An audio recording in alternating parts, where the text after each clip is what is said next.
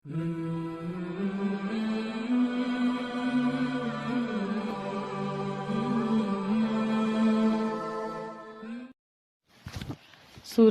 رعد۔ اعوذ باللہ من الشیطان الرجیم، بسم اللہ الرحمن الرحیم۔ اس کا زمانہ نزول کیا ہے؟ رکوع نمبر 4 اور رکوع نمبر 6 کے مضامین شہادت دیتے ہیں کہ یہ سورہ بھی اس دور کی ہے جس میں سورہ یونس، ہود اور اعراف نازل ہوئی، یعنی زمانہ مکہ کے آخری دور کی۔ اندازے بیان سے ثابت ہوتا ہے کہ نبی صلی اللہ علیہ وسلم کو اسلام کی دعوت دیتے ہوئے ایک مدت دراز گزر چکی ہے اور مخالف آپ کو زخ دینے اور آپ کے مشن کو ناکام کرنے کے لیے طرح طرح کی چالیں چلتے رہے ہیں، جو مومنین بار بار تمنا کر رہے تھے کہ کاش کوئی معجزہ دکھا کر ان لوگوں کو راہ راست پر لایا جائے۔ اللہ مسلمانوں کو سمجھا رہا تھا کہ یعنی مومنین یہ سوچ رہے تھے کہ کوئی معجزہ دکھا دیں تو یہ راہ راست پر آ جائیں گے، اور اللہ سمجھا رہا تھا کہ ایمان کی راہ دکھانے کا یہ طریقہ ہمارے ہاں رائج نہیں، اور اگر دشمنان حق کی یہی رسی دراز کی جا رہی ہے تو یہ ایسی بات نہیں ہے جس سے تم گھبرا کر اٹھو۔ پھر اس آیت نمبر 21 سے یہ بھی معلوم ہوتا ہے کہ بار بار کفار کی ہٹ دھرمی کا ایسا مظاہرہ ہو چکا ہے جس کے بعد یہ کہنا بالکل بجا معلوم ہوتا ہے کہ اگر قبروں سے مردے بھی اٹھائیں تو بھی یہ لوگ نہیں مانیں گے۔ سورہ رعد۔ سورہ رعد رکوع ہیں، اس میں 6 رکوع ہیں اور 43 آیات ہیں۔ بسم اللہ الرحمن الرحیم۔ بسم اللہ الرحمن الرحیم، ترجمہ یاد نہیں آ رہا۔ شروع اللہ کے نام سے جو نہایت مہربان اور رحم فرمانے والا ہے۔ الف لام را، تلک آیات الکتاب والذی انزل الیک من ربک الحق ولکن اکثر الناس لا یؤمنون۔ الف لام میم را، تلک آیات الکتاب والذی انزل الیک من ربک الحق ولکن اکثر الناس لا یؤمنون۔ الف لام میم را، یہ حروف مقطعات ہیں۔ یہ کتاب الہی کی آیات ہیں۔ جو کچھ تمہارے رب کی طرف سے تم پر نازل کیا گیا ہے وہ عین حق ہے، مگر تمہاری قوم کے اکثر لوگ نہیں مان رہے ہیں۔ بسم اللہ الرحمن الرحیم۔ وہ اللہ ہی ہے جس نے آسمانوں کو ایسے سہاروں کے بغیر قائم کیا جو تم کو نظر آتے ہوں، یعنی کہ غیب پہ قائم ہے نا آسمان بھی، ایسے سہارے نہیں ہیں جو آپ کو نظر آئیں، لیکن پھر بھی وہ اپنے اس پہ، اس کا کوئی کنارہ آپ کو نہیں نظر آئے گا، تو وہ اللہ ہی ہے یقیناً۔ پھر وہ اپنے تخت سلطنت پر جلوہ افروز ہوا، جلوہ فرما ہوا، اور اس نے آفتاب اور مہتاب کو ایک قانون کا پابند بنایا۔ اب ایسا ہے کہ یہاں یہ امر ملحوظ رکھنا چاہیے، مخاطب وہ قوم ہے جو اللہ کی ہستی کی منکر تھی اور اس کے خالق ہونے کی منکر تھی، اور نہ یہ گمان رکھتی تھی یہ سارے کام جو بیان کیے جا رہے ہیں یہ اللہ کے سوا کسی اور کے ہیں۔ اس لیے بجائے خود اس بات پر دلیل لانے کی ضرورت نہیں سمجھی گئی کہ واقعی اللہ ہی نے آسمانوں کو قائم کیا، اسی نے سورج اور چاند کو پابند بنایا اپنے وقت کا۔ اس سارے نظام کی ہر چیز ایک مقررہ وقت تک کے لیے چل رہی ہے، اور ایک مقررہ وقت ہے جو صرف اللہ ہی کو پتہ ہے، تو اس کے بعد ساری بساط سارا نظام لپیٹ دیا جائے گا، اور اللہ ہی اس سارے کام کی تدبیر فرما رہا ہے۔ بے شک وہ نشانیاں کھول کھول کر بیان کرتا ہے کہ شاید تم اپنے رب سے ملاقات کا یقین کرو، اور وہی ہے جس نے یہ زمین پھیلا رکھی ہے، اس میں پہاڑوں کے کھونٹے گاڑ رکھے ہیں اور دریا بہا دیے ہیں، اس نے ہر طرح کے پھلوں کے جوڑے پیدا کیے ہیں، اور وہی دن پر رات طاری کرتا ہے۔ اور ان ساری چیزوں میں بڑی نشانیاں ہیں لیکن ان لوگوں کے لیے جو غور و فکر سے کام لیتے ہیں۔ اور دیکھو زمین میں الگ الگ خطے پائے جاتے ہیں جو ایک دوسرے سے متصل واقع ہوئے ہیں، یعنی ساری زمین اس نے یکساں نہیں بنا دی ہے بلکہ اس میں بے شمار الگ الگ خطے، الگ الگ رنگ و نسل کے لوگ، الگ الگ طرح کے، آپ یہ دیکھیں کہ ہر ملک کا، ہر جگہ کا، ہر خطے کا ایک اپنا خاص پھل ہوتا ہے، اور چہرے نقشے الگ ہوتے ہیں۔ انگریزوں کو ہمیں لگتا ہے کہ ہر انگریز ایک شکل کا ہے، ہر جاپانی ایک شکل کا ہے، ہر چائنیز ایک شکل کا ہے، اور ان کو ہم لگتے ہیں ایشین کے یہ سب ایک شکل کے ہیں, ان کو پہچان نہیں ہوتی ہے اس چیز کی. تو یہ ہے کہ یہ سب کچھ کرنے والا کون ہے؟ اللہ ہی ہے نا. الگ الگ خطے پائے جاتے ہیں جو ایک دوسرے سے متصل ہیں, یعنی آپ ان تک جا بھی سکتے ہیں. انگور کے باغ ہیں, کھیتیاں ہیں, کھجور کے درخت ہیں, جن میں سے کچھ گہرے ہیں اور کچھ دوہرے ہیں. کھجور کے درخت میں بعض ایسے ہوتے ہیں جن کی جڑ سے ایک ہی تنا نکلتا ہے اور بعض کی جڑ سے 2 یا 2 سے زیادہ تنے نکلتے ہیں. ایسا ہوتا ہے نا. سب کو ایک ہی پانی سیراب کرتا ہے, مگر مزے میں ہم کسی کو بہتر بنا دیتے ہیں, کسی کو کمتر. ان سب چیزوں میں بہت سی نشانیاں ہیں ان لوگوں کے لیے جو عقل سے کام لیتے ہیں. اب اگر تمہیں تعجب کرنا ہے تو تعجب کے قابل لوگوں کا یہ قول ہے کہ جب ہم مر کر مٹی ہو جائیں گے تو کیا ہم نئے سرے سے پیدا کیے جائیں گے؟ اب یہ سوال ہے. یہ وہ لوگ ہیں جنہوں, یعنی اگر تمہیں یقین کرنا ہے تو تم بے شک یقین کرو, لیکن اگر تمہیں تعجب کرنا ہے تو تم ان لوگوں میں سے ہوگے جو اپنے رب سے ملاقات کا انکار کرتے ہیں. یہ وہ لوگ ہیں جنہوں نے اپنے رب سے کفر کیا. یہ وہ لوگ ہیں جن کی گردنوں میں طوق پڑے ہوئے ہیں, یعنی کہ گردن میں طوق پڑا ہوا ہے. ایک تو قیامت کے روز آخرت جہنم میں جو عذاب آئے گا اس کے طوق ڈالے جائیں گے. دوسرا طوق اس سینس میں کہا گیا ہے کہ جب گردن میں ایک طوق ہوتا ہے تو مجرم کے تو وہ اپنی گردن نیچے آگے پیچھے گھما نہیں سکتا, یعنی کہ یہ اتنے ان کی ناکوں پہ اتنے لمبی لمبی انا اور ان کے غرور ہیں کہ ان کی گردنیں یوں رہتی ہیں. آپ دیکھیں کچھ لوگ واقعی میں بالکل اس طرح رہتے ہیں. تو وہ والے طوق ہیں یہاں پہ. یہ جہنمی ہیں اور جہنم میں ہمیشہ رہیں گے. یہ لوگ بھلائی سے پہلے کون؟ جو مانتے نہیں ہیں. یہ لوگ بھلائی سے پہلے برائی کے لیے جلدی مچا رہے ہیں. جلدی کیوں؟ کفار مکہ جو تھے نبی صلی اللہ علیہ وسلم سے کہتے تھے کہ اگر تم واقعی نبی ہو تو دیکھ رہے ہو کہ ہم نے تمہیں جھٹلا دیا ہے تو اب ہم پر وہ عذاب لے آؤ. وہی جو تمہید پچھلی شروع سے چلتی آ رہی ہے. تو وہ عذاب کے بھلائی سے پہلے برائی کے لیے جلدی مچا رہے ہیں. حالانکہ ان سے پہلے جو لوگ اس روش پر چلے ہیں ان پر خدا کے عذاب کی عبرت ناک مثالیں گزر چکی ہیں. حقیقت یہ ہے کہ تیرا رب لوگوں کے ساتھ زیادتی کے باوجود ان کے ساتھ چشم پوشی سے کام لیتا ہے. اور یہ بھی حقیقت ہے کہ تیرا رب ہی سخت عذاب دینے والا ہے. بے شک, یعنی کہ جب انسان فوراً گناہ کرتا ہے تو اللہ اسے فوراً نہیں پکڑتا, اس کے ساتھ چشم پوشی سے کام لیتا ہے کہ شاید میرا بندہ توبہ کر لے, اور پھر اس کے بعد وہ نہیں کرتا تو پھر ظاہر ہے سخت سزا دینے والا بھی وہی ہے. یہ لوگ جنہوں نے آپ کی بات ماننے سے انکار کر دیا ہے کہتے ہیں اس شخص پر اس کے رب کی طرف سے کوئی نشانی کیوں نہیں اتری. نشانی معجزہ, کوئی ایسی نشانی جسے دیکھ کر یقین آئے کہ یہ رسول ہے. تم تو خبردار کر دینے والے ہو, ہر قوم کے لیے ایک رہنما ہے. ان کے مطالبے کا مختصر سا جواب ہے جو براہ راست ان کو دینے کے بجائے اللہ نے اپنے پیغمبر کو خطاب کر کے دیا. اس کا مطلب یہ ہے کہ اے نبی آپ فکر میں نہیں پڑیے, ان لوگوں کو مطمئن کرنے کے لیے کون سا کرشمہ دکھایا جائے گا. آپ کا کام بس آپ کو کام ان کو مطمئن کرنا نہیں ہے, آپ کا کام تو بس پہنچا دینا ہے. اللہ ایک حاملہ کے پیٹ سے واقف ہے, جو کچھ اس میں بنتا ہے اسے بھی وہ جانتا ہے, جو کچھ اس میں کمی بیشی ہوتی ہے اس سے بھی وہ باخبر رہتا ہے.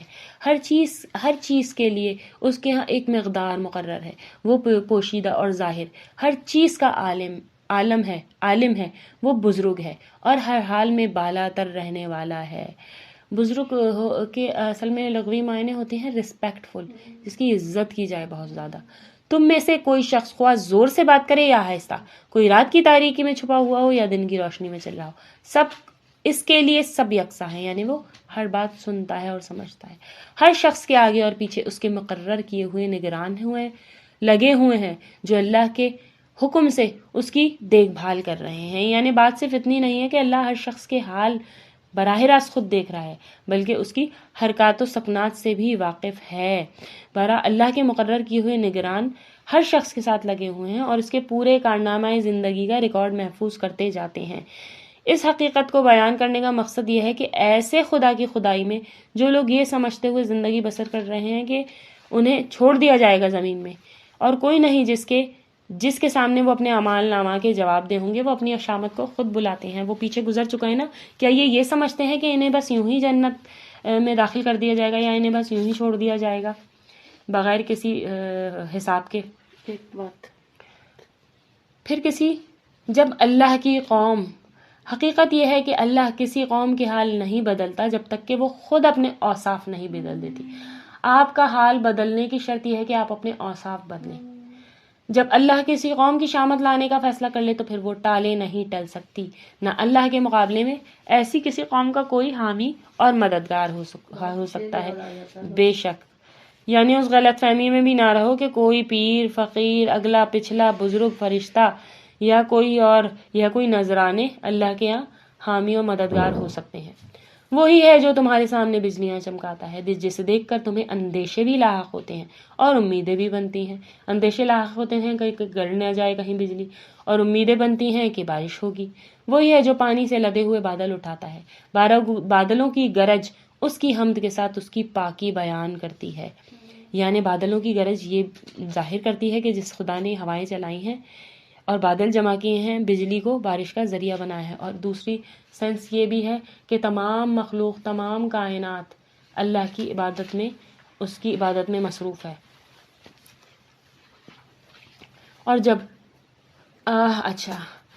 وہی ہے جو پانی سے لدے ہوئے بادل اٹھاتا ہے. بادلوں کی گرج اس کی حمد کے ساتھ اس کی پاکی بیان کرتی ہے، اور فرشتے اس کی ہیبت سے لرزتے ہوئے اس کی تسبیح کرتے ہیں. وہ کڑکتی ہوئی بجلیوں کو بھیجتا ہے بے شک، اور بعض اوقات انہیں جس پر چاہتا ہے عین اس حالت میں گرا دیتا ہے جبکہ لوگ اللہ کے بارے میں جھگڑ رہے ہوتے ہیں. فی الواقعہ اس کی چال بہت زبردست ہے، اسی کو پکارنا برحق ہے. رہی وہ ہستیاں جنہیں اس کو چھوڑ کر لوگ پکارتے ہیں، ان کی دعاؤں کا کوئی جواب نہیں دے سکتی. انہیں پکارنا تو ایسا ہے جیسے کوئی شخص پانی کی طرف ہاتھ پھیلا کر اس سے درخواست کرے کہ تو میرے منہ تک پہنچ جائے، حالانکہ پانی تو اس تک پہنچنے والا نہیں. بس اسی طرح کافروں کی دعائیں بھی کچھ نہیں ہیں مگر ایک تیر بہدف. وہ تو اللہ ہے جس کو زمین اور آسمان کی ہر چیز تون ہو کرہن سجدہ کر رہی ہے. یہاں سجدہ ہے.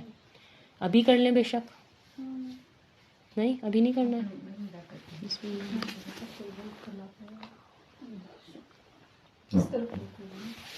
اصل میں سجدہ اسی وقت وہیں پہ اس لیے کرنا چاہیے کہ وہ مقام ہوتا ہے کہ انسان جب سب سجدے میں گر پڑے ہیں تو ہم بھی سجدے میں گر پڑے ہیں، اور سب چیزوں کے سائے صبح شام اس کے آگے جھکتے ہیں.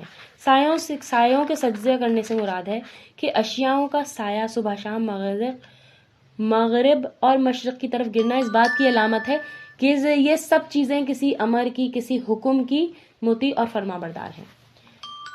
ان سے پوچھو آسمان اور زمین کا رب کون ہے؟ کہو اللہ.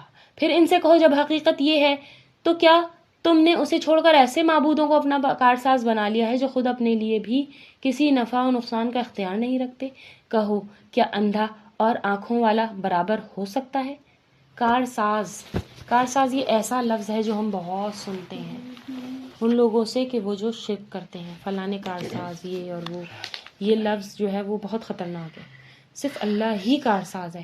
ہر کام کا مالک، ہمارے ہر کام کو بنانے والا صرف اللہ ہے، اور صرف اللہ ہی ہے جو سب سے بہتر ولی ہے، سب سے بہتر کارساز ہے. کہو اللہ. پھر ان سے اچھا جی، کیا اندھا اور آنکھوں والا برابر ہوا کرتا ہے؟ کیا روشنیاں اور تاریکیاں یکساں ہوتی ہیں؟ مطلب یہ دو انتہائی اپوزٹ چیزیں ہیں، یہ ایک جیسی کیسے ہو سکتی ہیں؟ تو تم یہ کیسے کہہ سکتے ہو؟ اگر کیسے انکار کر سکتے ہو اور شریک کر سکتے ہو؟ ایک بت، نعوذ باللہ، اللہ کے ساتھ اس کو کیسے ملا سکتے ہو کہ جبکہ اللہ کی شان ایک ایک ذرے میں نمایاں ہے، اور وہ تو اپنے اوپر سے بیٹھی ہوئی مکھی نہیں ہٹا سکتا.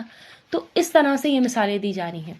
اگر ایسا نہیں تو کیا ان کے ٹھہرائے ہوئے شریکوں نے بھی اللہ کی طرح کچھ پیدا کیا ہے؟ نعوذ باللہ. تو اس کی وجہ سے ان پر تخلیق کا معاملہ مشتبہ ہو گیا. یعنی سوال کیا جا رہا ہے کہ اللہ نے تو اتنی چیزیں بنائی ہیں، کیا تمہارے معبودوں نے بھی کچھ تخلیق کر دیا ہے جو تم کنفیوژن میں پڑ گئے ہو؟ کہو ہر چیز کا خالق صرف اللہ ہے، اور وہ یکتا ہے اور سب پر غالب ہے. بے شک اللہ نے آسمان سے پانی برسایا اور ہر ندی نالا اپنے ظرف کے مطابق اسے لے کر چل نکلا، یعنی کہ جتنی جس کی وہ سط تھی. پھر جب سیلاب اٹھا تو سدا پر جھاگ بھی آ گئے. اس مثال میں اس علم کو نبی صلی اللہ علیہ وسلم کے ذریعے سے نازل کیا گیا جو ان پر وحی کے ذریعے نازل کیا گیا تھا. آسمانی بارش سے تشبیہ دی گئی ہے.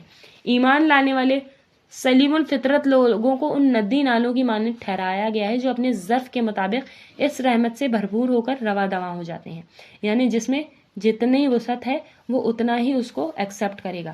اور اس ہنگامہ شور کو جو تحریک اسلام کے خلاف منکرین اور منافقین نے برپا کر رکھی تھی، اس جھاگ اور خس و خاشاک سے تجوید ہی رکھی.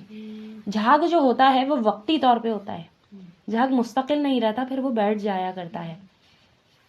اور ایسے ہی جھاگ ان دھاتوں پر بھی اٹھتے ہیں جنہیں زیور اور برتن وغیرہ بنانے کے لیے لوگ پگھلایا کرتے ہیں. جب کوئی چینی بھی پگھلائی جاتی ہے، ہم کیرملائز کرتے ہیں، اس پہ بھی جھاگ اٹھتا ہے. اور دھاتیں جو ہوتی ہیں ان کو پگھلایا جاتا ہے تو اس پہ بھی دھات اٹھتا ہے. تو اس کو، لیکن وہ وقتی ہوتا ہے. یہ اس میں بتایا جا رہا ہے کہ جو نیچے جو سامان ہے وہ مستقل ہے، لیکن جو جھاگ اٹھ رہا ہے وہ وقتی ہے. اس مثال سے اللہ حق اور باطل کے معاملے کو واضح کرتا ہے. باطل کیا ہے؟ جو جھاگ ہے وہ اڑ جایا کرتا ہے، اور جو چیز انسانوں کے لیے نافع ہے، حق، وہ زمین میں ٹھہر جاتی ہے. اس طرح اللہ مثالوں سے اپنی بات سمجھاتا ہے. نصف ہو گیا ماشاءاللہ. جن لوگوں نے اپنے رب کی دعوت قبول کر لی ان کے لیے بھلائی ہے، اور جنہوں نے اسے قبول نہ کیا، اور اگر زمین کی ساری دولت کے بھی مالک ہوں اور اتنی ہی اور فراہم کر لیں تو وہ خدا کی پکڑ سے بچنے کے لیے اس سب کو بھی فدیے میں دے ڈالیں تو ڈالنے پر تیار ہو جائیں گے. اس وقت یہ وہ لوگ ہیں جن سے بری طرح حساب لیا جائے گا، اور ان کا ٹھکانہ جہنم ہے، بہت ہی برا ٹھکانہ ہے. وبئس المہاد. بھلا یہ کس طرح ممکن ہے؟ جو شخص تمہارے رب کی اس کتاب کو جو اس نے تم پر نازل کی ہے حق جانتا ہے، اور جو شخص اس حقیقت کی طرف سے اندھا ہے، کیا یہ دونوں یکساں ہو سکتے ہیں؟ پھر وہی مثال. نصیحت تو دانش مند لوگ ہی قبول کرتے ہیں، یعنی خدا کی بھیجی ہوئی اس تعلیم اور خدا کے رسول کی دعوت وہ قبول کرتے ہیں جو عقل کے اندھے نہیں ہیں بلکہ ہوش رکھنے والے ہیں، جو چیزوں کو دیکھتے ہیں اور ان کو پتا ہے کہ اس ہستی کا نام اتنی بڑی بڑی نشانیاں ہیں، اس کے پیچھے، اس نظام کو چلانے کے پیچھے کوئی ہستی کار فرما ہے. اور ان کا طرز عمل یہ ہوتا ہے کہ اللہ کے ساتھ اپنے عہد کو پورا کرتے ہیں. کون لوگ؟ وہ جو اللہ کی نشانیوں کو قبول کرتے ہیں اور جو عقل والے ہوتے ہیں. یعنی اللہ کے نزدیک عقل والا کون ہے؟ جو اس کی نشانیوں کو قبول کرتا ہے، اس کے ساتھ اپنے عہد کو پورا کرتا ہے، اسے مضبوط باندھنے کے بعد توڑ نہیں ڈالتے. ان کی روش یہ ہوتی ہے کہ اللہ نے جن جن روابط کو قائم رکھنے کا حکم دیا ہے انہیں برقرار رکھتے ہیں. اب یعنی وہ تمام معاشرتی اور تمدنی احکامات جو یہاں نازل ہوئے ہیں ان پر عمل کرتے ہیں، اپنے رب سے ڈرتے ہیں، اس بات کا خوف رکھتے ہیں کہ کہیں ان سے بری طرح حساب نہ لیا جائے. ان کا حال یہ ہوتا ہے کہ اپنے رب کی رضا کے لیے صبر سے کام لیتے ہیں. پہلے ان کے بارے میں بات ہو رہی تھی جن کا حساب بری طرح لیا جائے گا، اور وہ جو نہیں چاہتا کہ اس کا حساب بری طرح لیا جائے وہ اپنے میں اندر یہ خوبیاں پیدا کرے. اپنے رب کی رضا کے لیے صبر سے کام لیتے ہیں، نماز قائم کرتے ہیں، ہمارے دیے ہوئے رزق سے اعلانیہ اور پوشیدہ خرچ کرتے ہیں، اور برائی کو بھلائی سے دفع کرتے ہیں. پوشیدہ خرچ کرنے کے ساتھ ساتھ اعلانیہ خرچ کرنا بھی کچھ لوگ برا مانتے ہیں کہ جی اعلانیہ خرچ کیوں کیا جا رہا ہے، جبکہ کچھ چیزیں اعلانیہ خرچ کرنا ضروری ہے تاکہ دوسروں میں بھی اس کا شوق پیدا ہو. جیسے زکوٰۃ اعلانیہ دینی چاہیے، اس لیے کیونکہ تاکہ دوسرے کو بھی توفیق ہو اور اس کو عقل آئے کہ مجھے بھی زکوٰۃ دینی ہے. کیا پتہ کب کس وقت کون آپ کے کسی عمل سے جو ہے وہ بھلائی کے راستے کی طرف آ جائے. اور برائی کو بھلائی سے دفع کرتے ہیں، یعنی بدی کے مقابلے میں بدی نہیں بلکہ نیکی کرتے ہیں. آخرت کا گھر انہی لوگوں کے لیے ہے، یعنی ایسے باغ جو ان کے ابدی قیام گاہ ہوں گے، وہ خود بھی اس میں داخل ہوں گے، ان کے آباء و اجداد اور ان کی بیویاں، ان کی اولاد، اور ان میں سے جو صالح ہیں وہ بھی ان کے ساتھ ہوں گے. اب یہاں پہ بتا دیا گیا جس طرح حضرت نوح علیہ السلام سے کہا گیا تھا کہ میرا وعدہ ظالموں سے نہیں ہے، تو یہاں بالکل ایگزیکٹلی اللہ تعالیٰ نے ایکسپلین کر دیا ہے کہ ان کی اولاد ان میں سے جو صالح ہیں وہ بھی ان کے ساتھ ہوں گے. یا میرے پروردگار ہم سارے والدین کو، ہمارے بہن بھائیوں کو، ہم سب کو جنت میں جمع کرنا میرے پروردگار. یا میرے پروردگار ہم آپ سے آپ کی بہترین جنتوں کا سوال کرتے ہیں، اور جو ہمارے بہن بھائی جو سیدھے راستے سے ہٹ گئے ہیں ان کو بھی سیدھے راستے پر لیا. بے شک یا میرے رب تو سب کچھ کرنے پر قادر ہے، مومن کا دل تیری انگلیوں کے درمیان ہے. میرے تمام بہن بھائی، ہم سب کے تمام بہن بھائی جو پلٹ گئے ہیں، جو کچھ غلط کر رہے ہیں، ان کے سب کے دلوں میں نیکی اور خیر ڈال دے، اور ہمیں سب کو روز قیامت کے بعد آخرت میں جنت میں جنت الفردوس میں جمع فرمائیے گا، جس کے نیچے نہریں بہ رہی ہوں گی. آمین ثم آمین یا رب العالمین. ربنا تقبل منا انک انت السمیع العلیم. ملائکہ ہر طرف سے ان کے استقبال کے لیے آئیں گے اور ان سے کہیں گے تم پر سلامتی ہے.